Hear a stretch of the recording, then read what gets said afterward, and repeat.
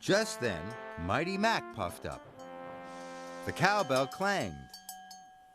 "Listen to that," chuffed Freddie proudly. "This is far better than a bicycle bell." But the cows didn't look up or even move. "The cows aren't taking any notice at all," huffed Mighty Mac. "That'll never do for a bicycle bell," he chuffed. Freddie felt silly, and he chuffed quickly on his way. Then Freddie puffed into Top Station. Cuffy the Clown was waiting there. Cuffy had a string of bells around his neck. They jingled and jangled when he moved. "Hooray!" Freddie chuffed. "Cuffy's bells will be as good as a bicycle bell." Cuffy hung the bells next to the cowbell. Just then, Peter Sam puffed up. The bells chimed and tinkled. "Listen to that," whistled Freddie proudly. "These are far better than a bicycle bell." But the children kept laughing with Cuffy. "The children aren't taking any notice at all," puffed Peter Sam. "They'll never do for a bicycle bell." Freddie felt even sillier. And again, he chuffed quickly away. Freddie had puffed all over the hills. It was getting late. "I will have to go back to the wharf," he steamed sadly, "and tell them all I can't find a bell." And he huffed slowly away.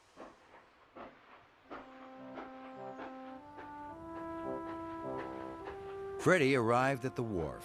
He could see Peter Sam, Mighty Mac, and James. They were waiting for him. "I must find a bicycle bell somewhere before they see me," he puffed, and he chuffed quickly away from them. Freddie looked everywhere, and then he saw it. A shiny new school bell. "Hooray!" he whistled. "A big school bell is far better than a little bicycle bell. With a bell that big, everyone will know Mr. Percival is there." The workman put the bell on the bike, but it was very heavy. The bicycle toppled off the flatbed and crashed to the ground. All the bells jingled and jangled. Peter Sam, Mighty Mac, and James heard the clatter and rushed over. The yard manager was very cross, and everyone looked at Freddie. "Mr. Percival is waiting for his new bicycle," the yard manager said sternly. "I'll have the bells taken off. Then you must deliver it to him." Freddie felt sillier than he had ever felt. Later, Freddie was puffing glumly out of the wharf. He met Thomas chuffing in. "What's the matter, Freddie?" tooted Thomas. Freddie told Thomas everything that had happened. "And it's all because I felt silly. Didn't ask James where to find a bicycle bell." "Don't worry," Thomas whistled. "I'm sure you'll find one soon." Suddenly, Freddie saw a bright new foghorn on Thomas's flatbed. "Where are you taking that bright new foghorn?" Freddie asked. "It's not new, it's old," tooted Thomas. "But it still works very well.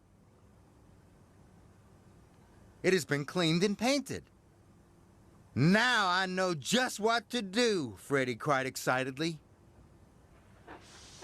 And he puffed quickly out of the wharf. Mr. Percival looked at his new bicycle. "There's no bell," he gasped. "Yes, there is, sir," Freddie whistled. "I found the very best one for you."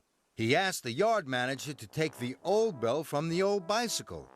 And the yard manager polished it once, then he polished it again, and put it on the new bicycle. It was as good as new. Mr. Percival was very happy.